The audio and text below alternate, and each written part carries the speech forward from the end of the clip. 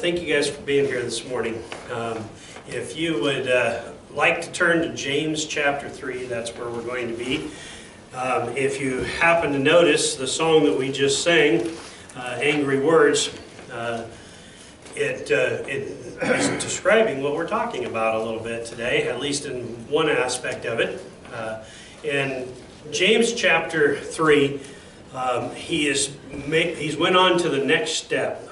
The first step he talked about in the first part of James chapter 1 was that God tests us, and he gives us tests in order to help us to grow. Kind of like disciplining, teaching, bringing them along.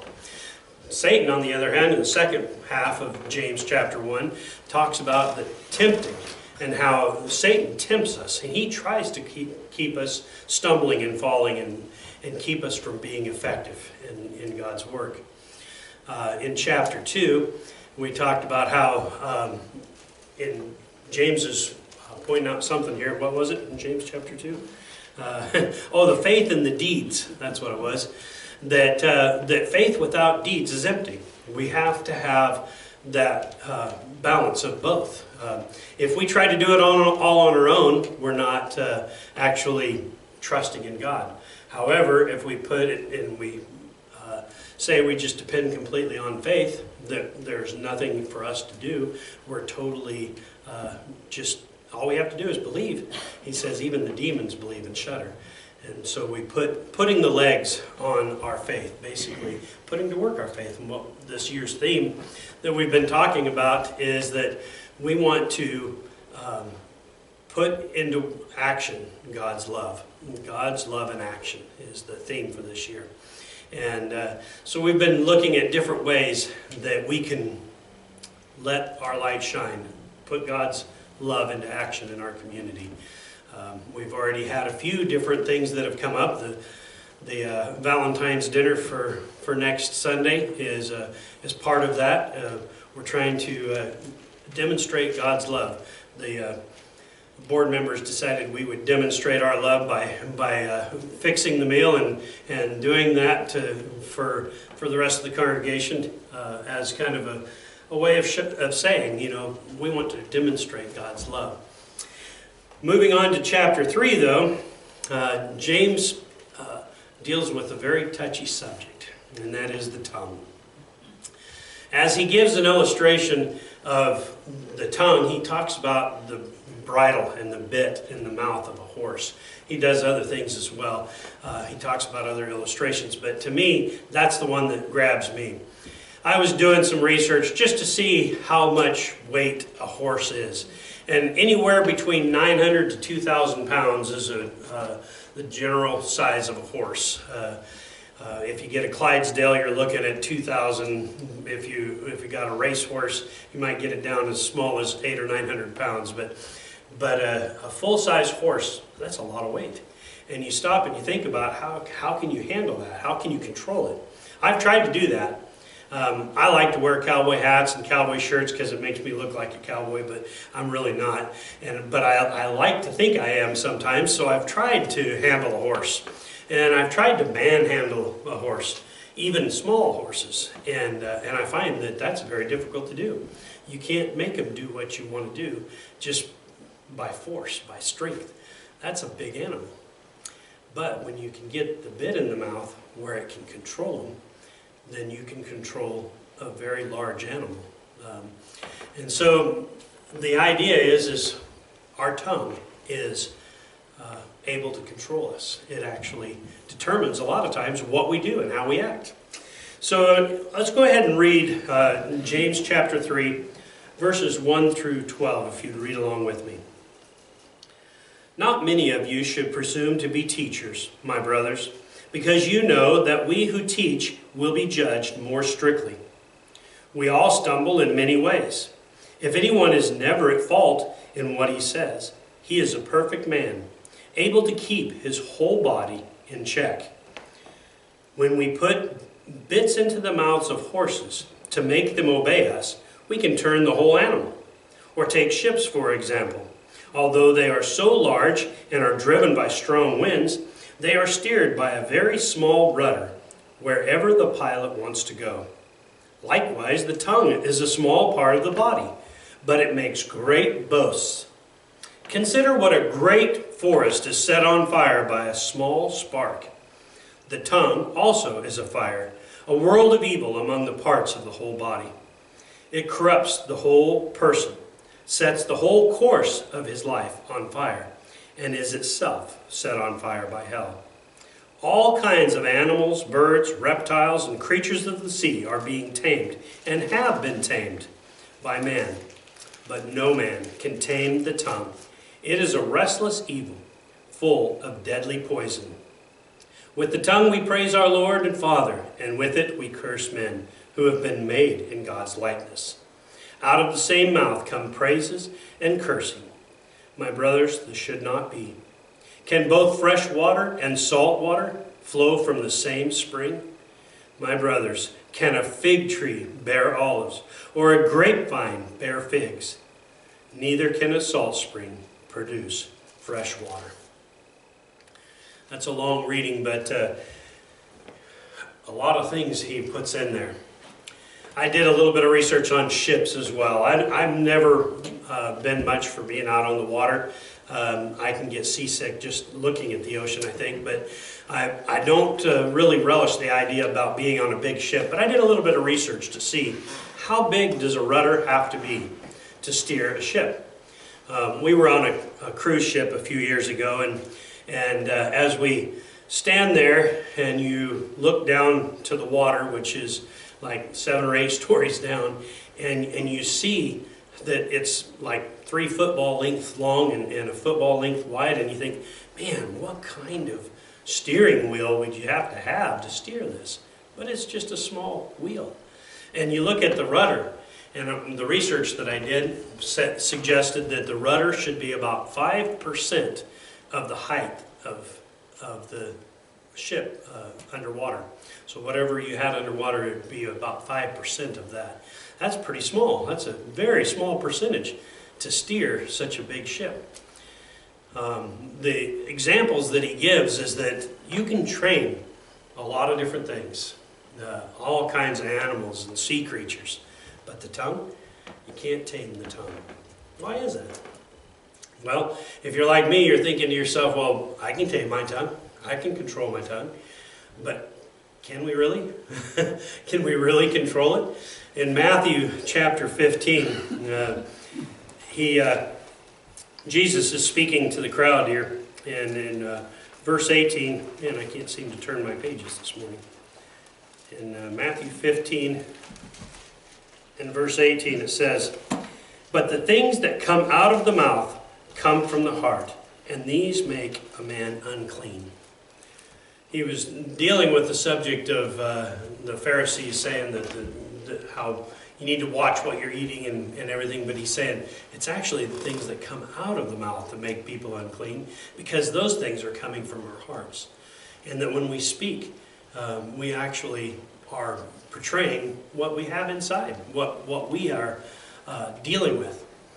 And I don't like to admit that, because sometimes the things that come out of my mouth aren't the best things. And I think, where's that coming from?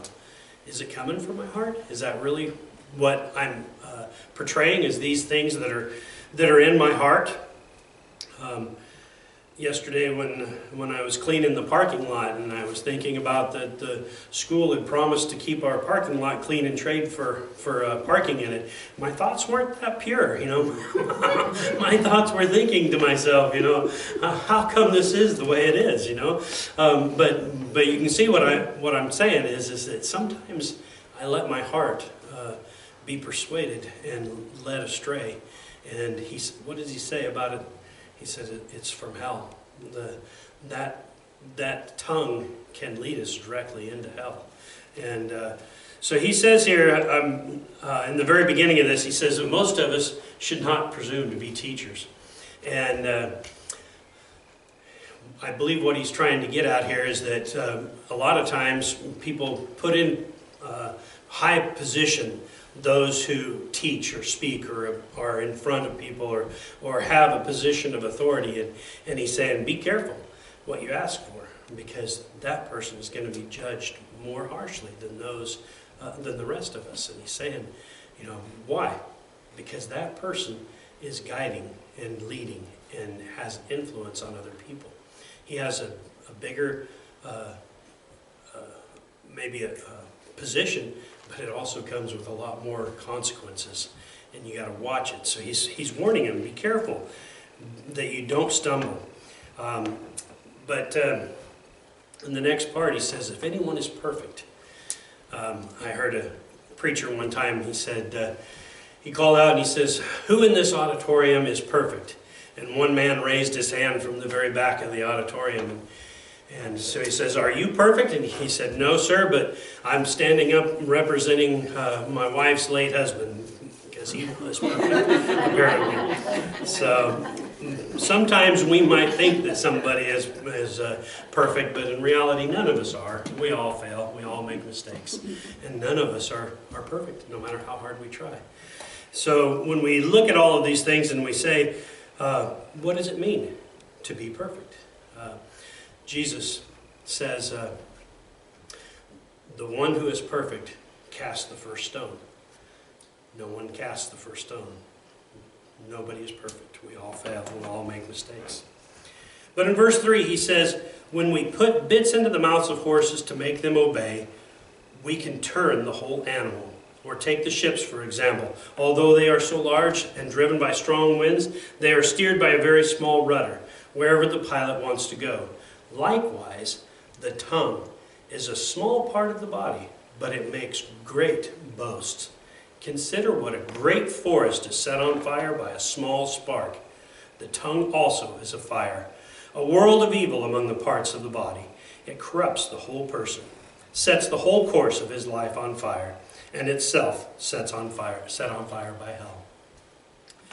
I want to ask you a question, and you don't have to answer this, but have you ever found yourself in a position where you said something and then later on you felt like you had to do something, even though it wasn't what you wanted to do, because of what you had already said? When I was a kid, I had a friend who had a lot of freedom. His parents didn't put any limitations on him, and my parents loved me enough to put limitations on me.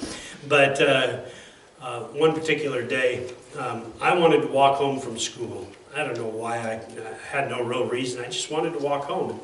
And so I told my friend, I said, hey, let's walk home today. And he said, no. He said, we're going to get down to your folks' office, and they're going to tell you no, and then I'm going to have to walk all the way home by myself, you know. And so, no, I'm not going to do that. And I said, I'll tell you what, and I was pretty sure my dad and mom would let me do it. So I said, if they say no, we'll go anyway. Okay, did you hear that? Guess what? I forgot I had a dentist appointment that day or something. And so we get to the office, and I said, hey, we're going to walk on home. I missed the bus. You know, missed the bus. And so they said, no, actually, your mom's on her way down here to pick you up right now. And so I said, okay, I'm going to go outside. So we went outside, went around the building, and took off for home, hiding all the way home, you know. And you can imagine the stress and the worry that a parent goes through in that kind of situation. But why would I do it? Why would I do that, you know? And it all went back to the point of saying, I'm going to do it no matter what they said.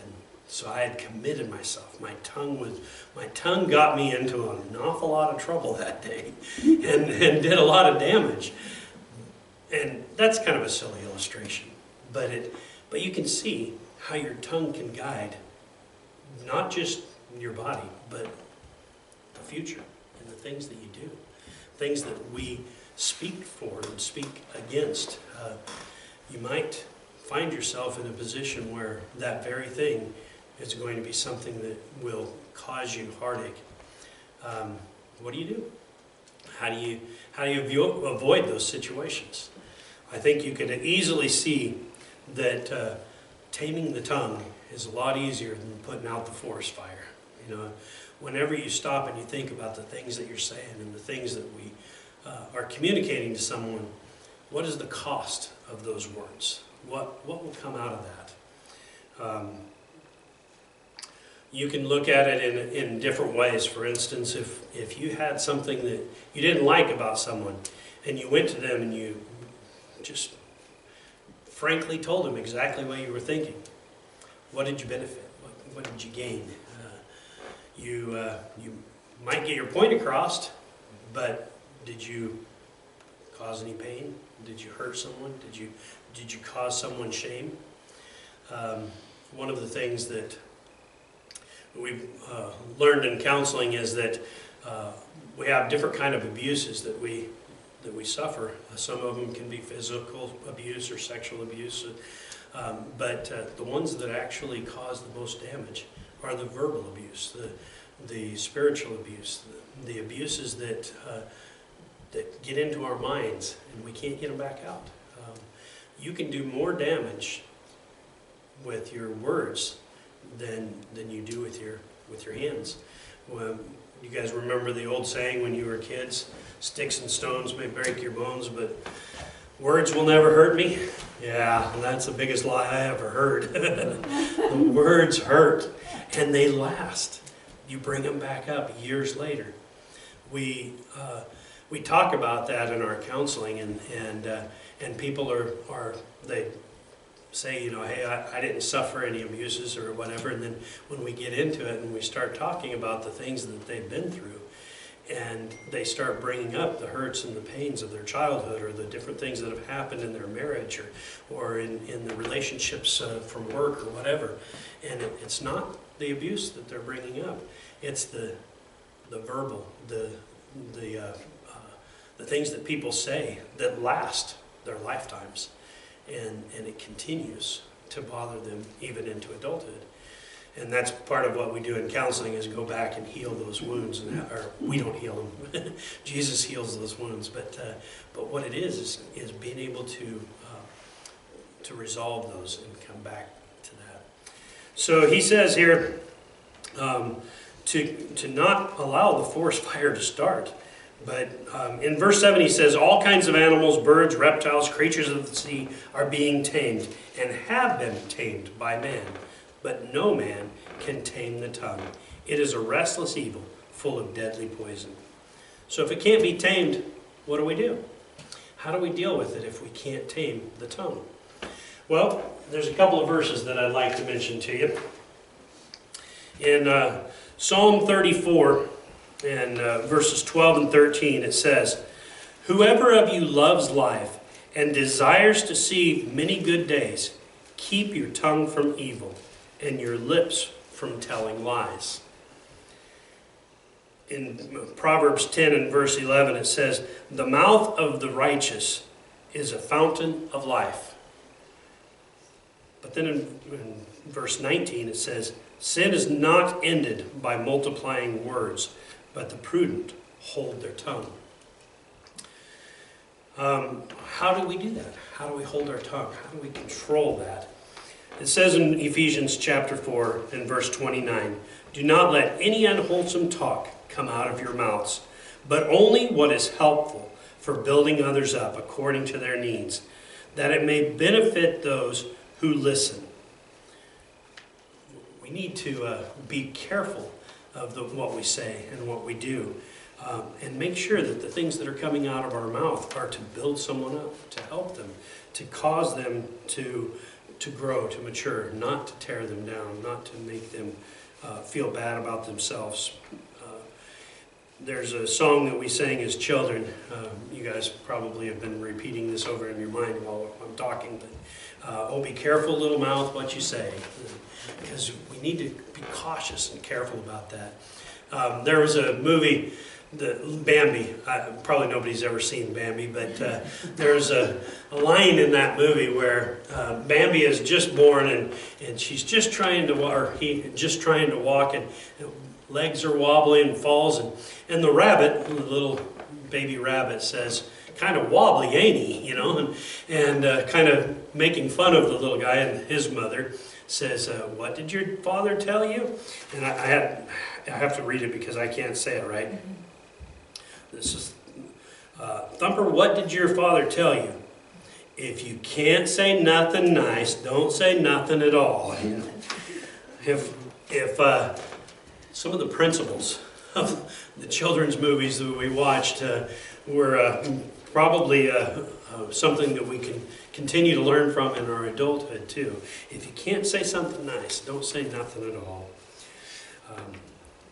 Even if we use double negatives. But the idea being is that we have a choice to make. We can say words that will encourage and uplift and build someone up. Or we can choose to criticize and tear people down. And he says, how can both come out of the same lips? How can sweet water and salt water come out of the same fountain? It can't happen. But for some reason, our tongue can hurt people. It can also bless people.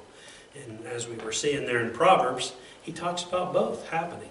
The righteous can bless people with their tongue, with their mouth, with their lips. We can bless people, but we can also hurt people and we can tear them down. He says you cannot tame the tongue. I think that's a reminder that we're going to make mistakes. We're going to say things wrong. We're going to stumble sometimes and criticize someone, maybe even unintentionally. We might say something to someone without even thinking about what we're saying, and hurt somebody's feelings or cause someone pain, not even knowing we're doing it. I've probably done it already this morning. But there's a difference between when you're trying to hurt somebody, when you're doing something without concern for them, and when you accidentally do it. But he says you cannot tame the tongue. But the next part of it, with the tongue we praise our Lord and Father, and with it we curse men who have been made in God's likeness. Out of the same mouth comes praises and cursing, my brothers. This should not be.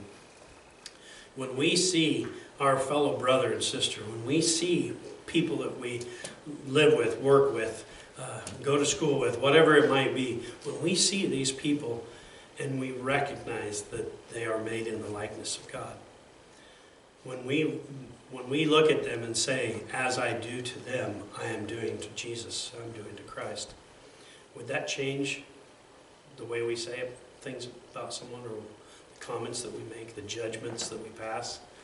Would it change the way our tongue leads us and causes us to go different directions? If we stop and we think about those. He closes in verse 12, my brothers, can a fig tree bear olives, or a grapevine bear figs? Neither can a salt spring produce fresh water. In my studies this week, as I was reading in Matthew chapter 12, he's talking about the trees. And he says in verse 33, make a tree good and its fruit will be good, or make a tree bad and its fruit will be bad. For a tree is recognized by its fruit. If we want to be recognized as a follower of Christ, as someone who is chosen to be a Christian, we also need to recognize that when we represent Christ, we are representing him with our words as well. And we represent him by the actions, by the love that we have for one another. And going back once again to the idea of how can we demonstrate God's love to those around us? How can we allow him to work through us in our daily lives? Controlling our tongue is probably the greatest way that we can demonstrate God's love. To be using our tongue to praise, to encourage, to uplift, to challenge even, instead of to tear down and to criticize or gossip or cause people heartache. I know I'm probably preaching to the choir here today. I should probably sit down and let you guys help me learn this lesson, because I tend to put my tongue out there a little bit too often sometimes, and letting my tongue lead me and get me in trouble. But you get the point that James, I'll blame it on James instead of myself here. James is trying to encourage us to live a life where our tongue is blessing and encouraging one another.